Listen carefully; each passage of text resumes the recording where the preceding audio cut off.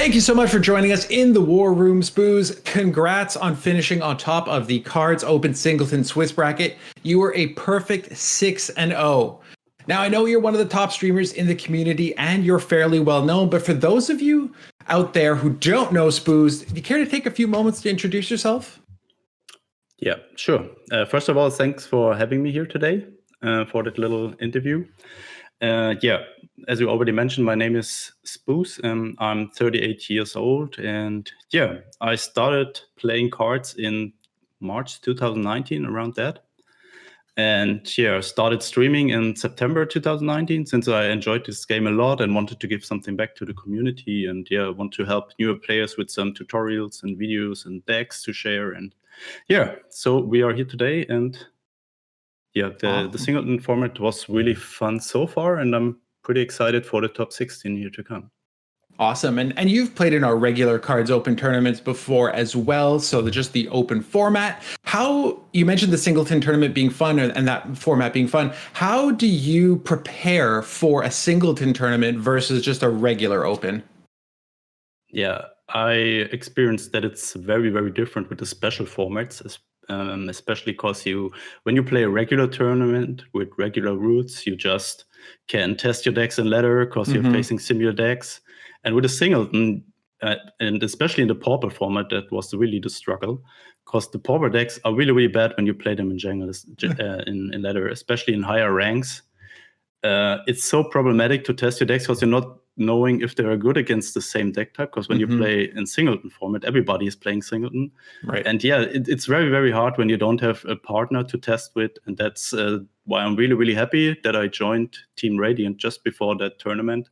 So yeah, me and Innocent Bubbles, we tried some things around, and it was really, really helpful to see how good my decks are that I created there. And it clearly worked for you and Bubbles as well, right? Because I believe Bubbles finished in the top 3 as well. So it seems like that playtesting worked nicely. Now, did you guys take similar deck lists and bring the kind of the same mentality to it? Or did you both approach things differently? Actually, that Brit deck that I brought, that was the one that I got from Bubbles. Okay. Originally, I had a Soviet deck and a US deck. And we tried some games, and I just realized, oh, my Soviet deck is not that great against his Brit deck, and this Brit deck is good against almost every matchup. I thought US or Soviet would be the strongest one.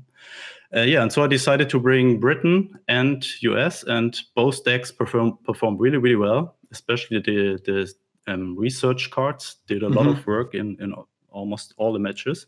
Yeah, and I think the only match that Bubble lost was against me, so that was a little bit unfortunate that we just faced each other there.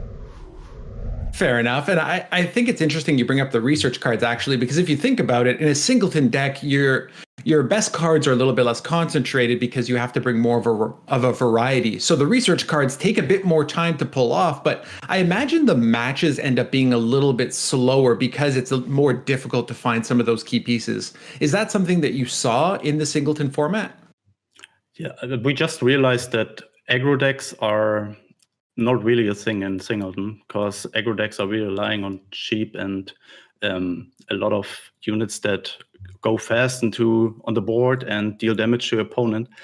But there's not so much that you can create with Singleton that is really aggro. So we expected some very control-heavy matches, and yeah, I think it became that way, and we at least I did not see any aggro matchup.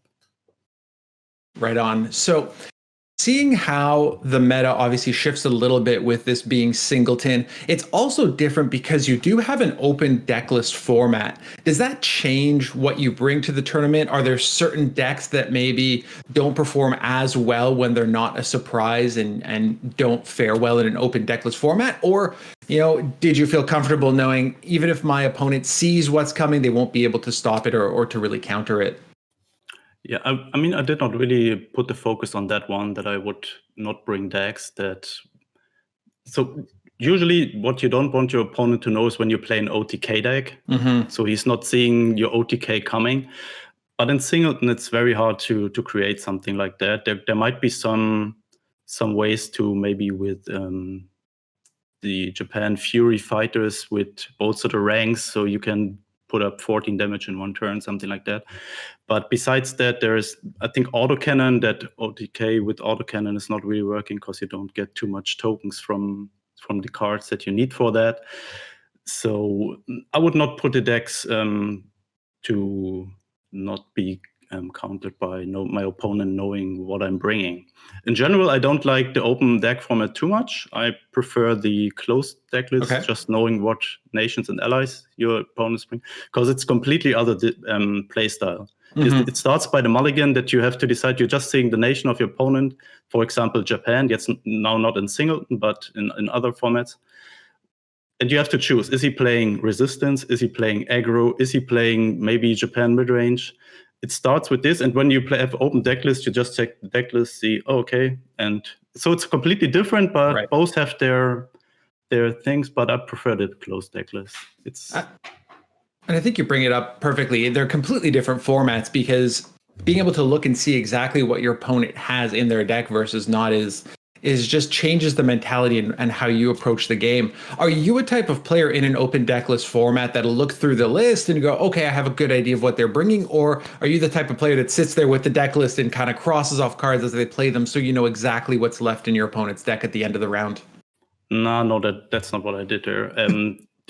Actually, I was streaming my matches at the same time. And yeah, I think I would have been too distracted to look at the chat, keep track of what my opponent played. I just took a look at what my opponent brought there and created a match plan in my head.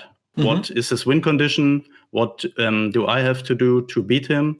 And yeah, then just played the match straight around. And I think that's interesting as well. You know, when I stream card games, I typically find it more difficult to focus on, let's say, winning the game itself versus interacting with chat and things of that nature. So you're streaming your tournament games. Do you just kind of ignore chat, or you want to delay?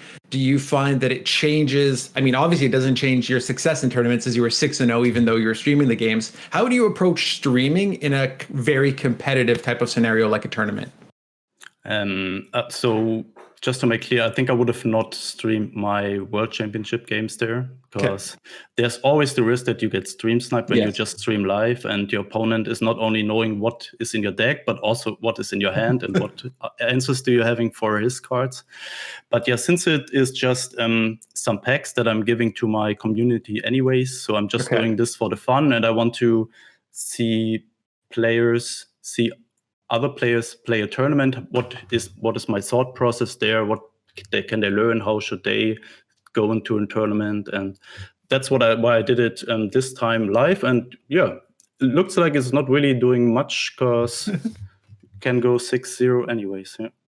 Awesome. I do love that approach as well, especially if you have, you know, some new players in your community or newer players who maybe aren't familiar with the tournament format. You mentioned it before, playing in tournament, playing ladder, playing open deck list, they're all very different. So I think sharing some of your insight as you play through a tournament can be really, really comforting for a newer player who maybe wants to jump into a tournament for the first time. Maybe they want to try Pauper or Singleton or something down the line. So I think that's a great approach to really, like you said, kind of give back to the community. So you've got the top 16 coming up this weekend. The top 8 is going to be cast on Sunday. I don't want you to give away your strategy, but you do need to bring a third deck now to the top 16, and you will be able to ban one in each of your matchups. Do you have a specific thought process in mind about how you want to approach this this top 16?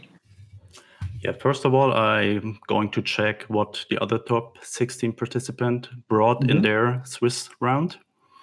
And then, yeah, I think I will do some testing with my team and see which of these decks might work out for me and fit into my... So I want to create a deck that is very similar in heaviness or in playstyle than the two that I'm actually having. Because we are also playing with bans on the KO. So my opponent is having a hard decision there, what to ban and what not to ban. And, you know, going into this, you mentioned, for example, the British deck you brought, and that if I look down the top 16, and maybe you haven't gotten to that point yet, but the top 16 looks like it's fairly heavy on Brit decks. Would you consider, I'm going to bring a third list maybe that counters Britain a little bit, or maybe I'll bring something completely different and just look at, let's say, banning a Brit deck down the line throughout the whole tournament, would you rather counter or would you rather ban something that you think might be a threat? Yeah, that's a difficult question here. First of all, I think I want to create something that I'm familiar with and that I feel comfortable with playing. So, and yeah, Britain and US, I think 99%, if you can say this, by just 16 players, will bring Britain and US because they might be the strongest factions in Singleton. And then it might be a lot of Soviets. But yeah, I'm not really sure if you can build counter decks to Britain with Singleton. I think the US deck might work, but I don't think I will pick a counter. I will just see what I'm good with and try my best with this one. And that's what makes something like a new format like Singleton so interesting, where you want to bring something you're familiar with, but it's not going to be something that you've played a lot of games with because of the unique format. Yeah, absolutely. So we're going to start wrapping things up, but I've got a couple questions not related to the tournament, but more just about you specifically. So where does your name, where does Spooz come from?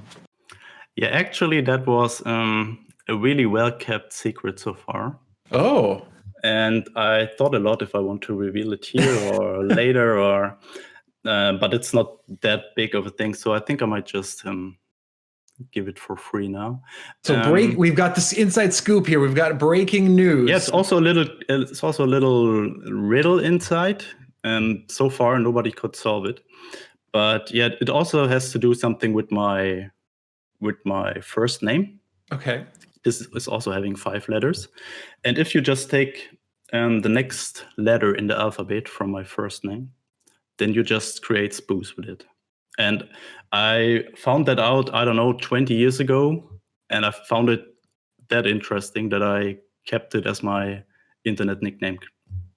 That's awesome. I can just picture our viewers at home right now writing down like what comes before S and going through it. So we'll let them come up with that. We'll let them put the work in and they can all bug you about it. But that's awesome. Yeah. I think that's really, really creative. And it's always fun. I ask the question a lot because we've had some pretty unique names come through. And during interviews, it's always fun to see where things like Spooz or Birdo Burrito came from. So thank you for sharing that on the episode of the War Room. It's a very, like I said, breaking news. Got the inside scoop here on the War Room. Before we let you go, is there anything specific you want to say to the community or anything you want to put out there? Yeah, first of all, I want to thank all my followers, my subscribers, the community in general. They're all so nice guys, and I'm really enjoying doing this every day just because of having so many nice people in the community. And yeah, thanks again for having me here today. And my pleasure. Before we let you go, last chance to plug anything you want, your Twitch, YouTube, Twitter, or whatever else you got. Where can people find you, Spooz, out there if they want to watch you? Yeah, first of all, I'm on Twitter, as you can see right there. And then I'm very active on Twitch almost every evening, European time, Spooz_Twitch, and just search for Spooz on YouTube, and then you will also be able to find me.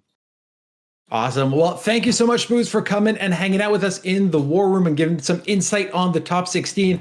Best of luck this weekend, and hopefully we will see you in the champion circle.